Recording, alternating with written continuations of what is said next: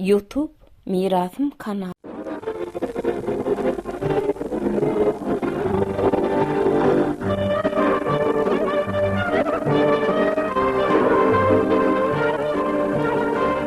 Bugünler ovada toy üstüne toy.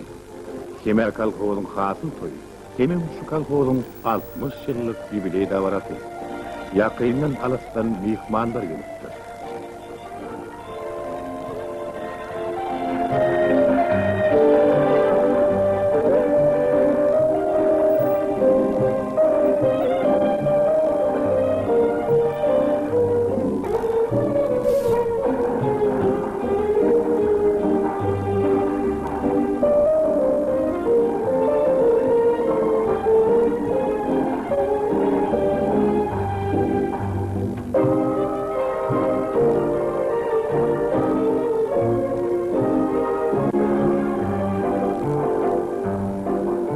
Yaşın bürünüp çıkarıp yeresi, kukuyup bar kırır anbarın eysi, bev töre ağat sakal yurdun eyesi, kuren tutur gözün iyili Türkmenim.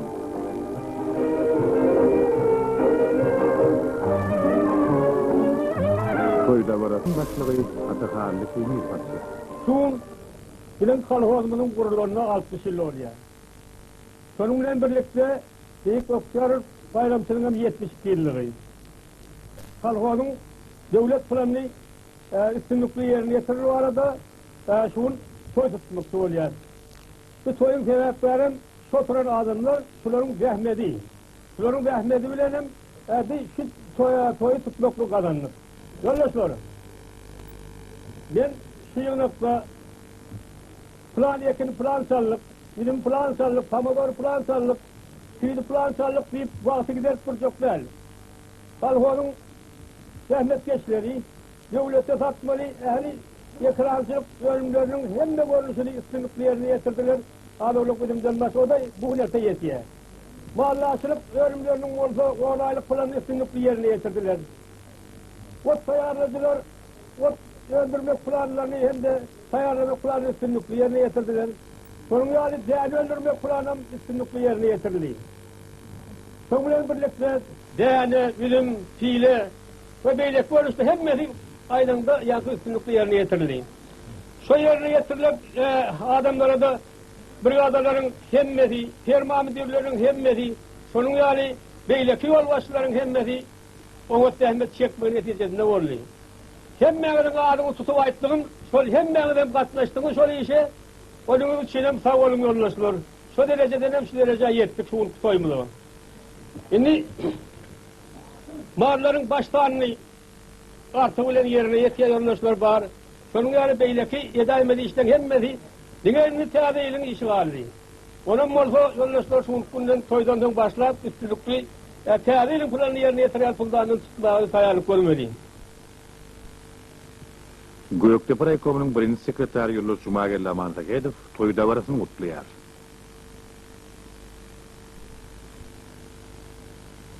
Kadırlı yoldaşlar, sizi Raykom Partiyan adından, hem Rayspolkom adından Büyük Revolüsiyonun 72 yılı olan, hem de kalkozun 60 yılı olan, hem de sizin hazır toyunuz olan, koşu toylarınız olan, hem məğri kutlayan, size berk can sağlık, size maşgalaba attığı, işinize elimdam üstünlük kazanmanızı arzu ediyorum.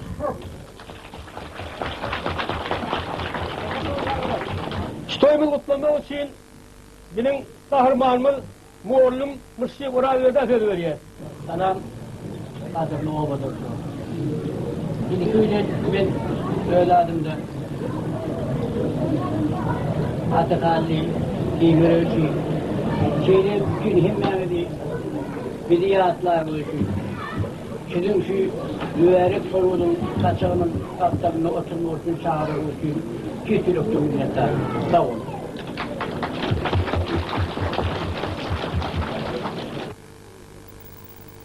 Kalkozun toyunun şovda doğulup kädir paytahtda işläp ýören alymlar, muallymlar, wraçlar, mihmançylar gelipdirler.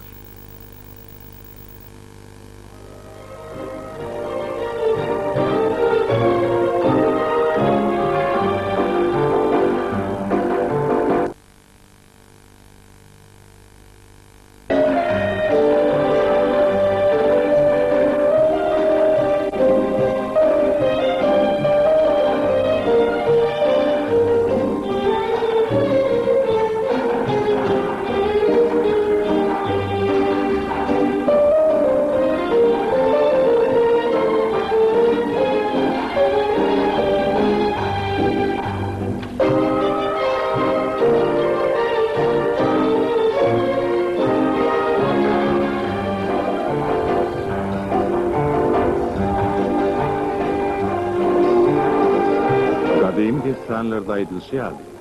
Bu waka berde galan. Habary geçmişten alan.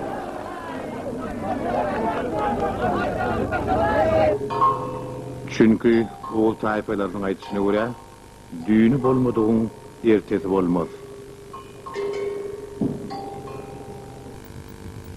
Halk öz taryhyny şu çägäniň güdüne ýalypdyr. Ýöne çägäniň güdüne diňe taryha däl, hatda aýag ýyzyny hem tapmak aňsat däl. Ýel harasat duýar. Çägäniň güdünden şanam galmaýar. Wagt diýýän zat bolsa, diňe aýak ýyryny adamyň huşuny ýadyna möçürýär.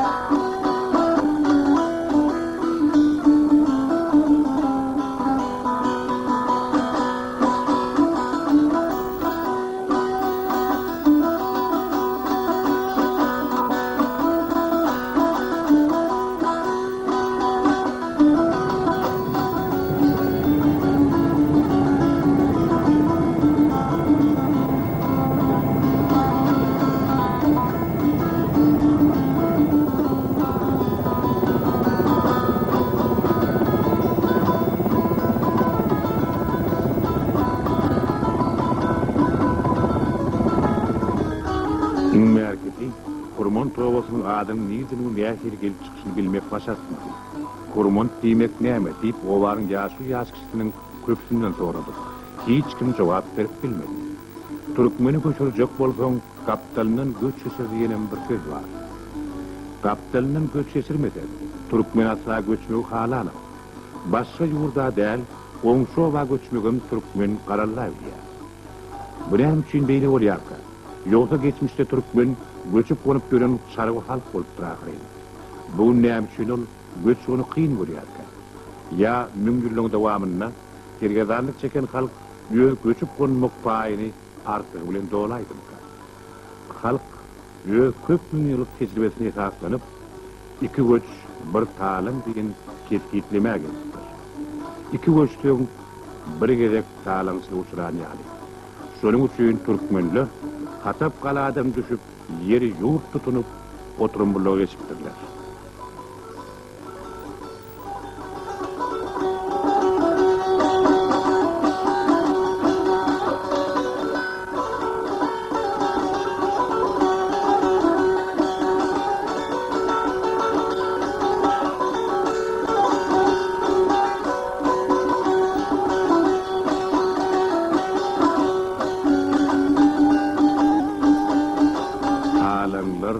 Çoluşlar, ağaçlık, virançılık,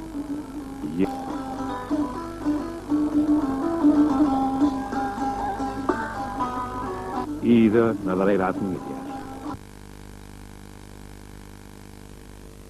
Iyide hiç zat görünen ok.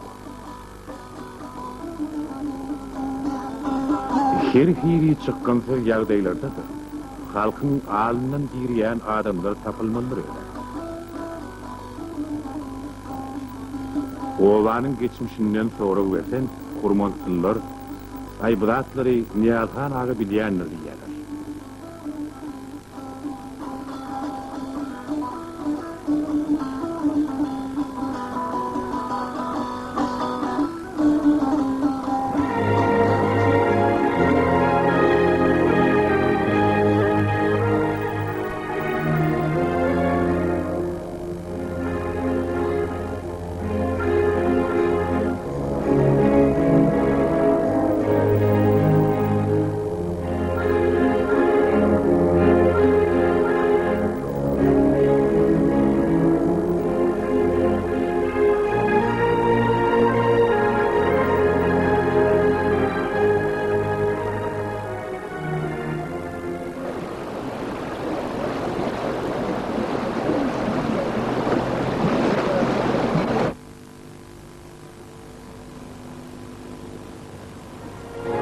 Yine şol diýilýän 78 ýaşly goja. Oňa Niyazhan Ural Mehmedow diýerler. Ol bir näçe ýyllap kolhozyň başlygy bolan, başga da ýol başy işlerde işleýär. Häzir personal pensioner.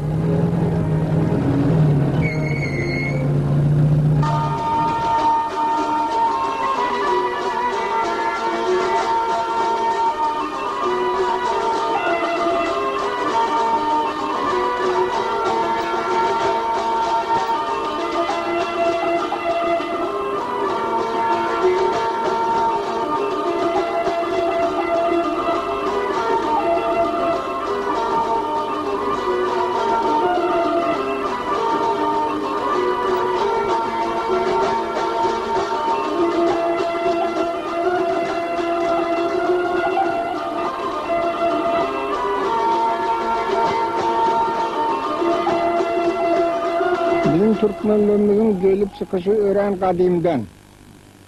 Yeni belli bir devleti birleşmeyenler için hem de soğutsuz olanlar için biz tarihimizi katı onut bilemizak. Yeni kâbir tarihi çeşmeler var. Şoňa salgılanmalı bolýar. Esasen bir wagtlar bizim Türkmenlerimiz Maňyşlykda oturýan wagtlarynda Diwan hany Abulgazany ýitdirler. Yani biz Türkmenler özümizin senämizi, tejribemizi, kadim tarihimizi gowy bilemzek.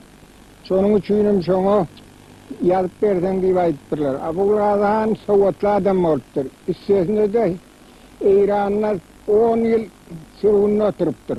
Bizim soňky wagtda Türkmenlerimiz köp ýeri dargapdyrlar.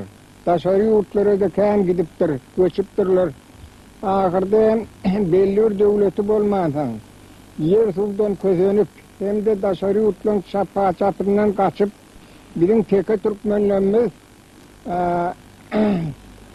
17-nji asyryň 30-njy ýyllarynda şu ahala göç gelipdirler. Onu getiren bolsa bizim belli gahrmanymyz Temirkör. Ne şondan soň ahalla teke Türkmenleri yer paylaşıp şonam ören oňa paylaşıpdyrlar. Şu millet arasynda hiç ýyly çakmyşyk bolmaly üçin tireleri başaşy edip paýlapdyrlar. Medal üçin gökçe bolsa bir ýerde bolsa beýleýänne beýleki ýene utomuş tiresinden morýal. Şuň ýal başaşy bamydan hal gaýsan bamış tomuş. Berýänne börme utomuş. Görýän başaşy. Şu birbirine gelin alınsınlar, birbiriyle kutu olsunlar, ağzı bir olsunlar diye edilenler paylaştırırlar. Yine bizim öz oturunla altiyamız var. Yine şu altiyamı bizim teke tayfamızın Tohtomuş diresinin Tohtomuş'un tayfasının bir halkına veriliptir. Bir altiyap, iki yap konur. İki yap amansı, iki yap gökçü. Mesela şunna korcu kara konur. Bir yap suvalya, şu altı yaptın. Ak konur şu, ak konur adi, bir yap suvalya. Kelecer deren amansı, o öz başına bir yap suvalya. Şorgala gün amansı, o da bir yap suvalya. Yine bizim öz ovamız, kara gökçü hem yarı gökçü, her gaysi bir yap suvalyadılar. Elbette bizim şu altiyaba bir tayfası eyelik edip yönü şu yerde arkayın oturup bilmeyenlerler. Bizim halkımız. Hivo taraftan hem esadan hem İran taraftan öğren köp Almançılığa çözülüp dağa tekrar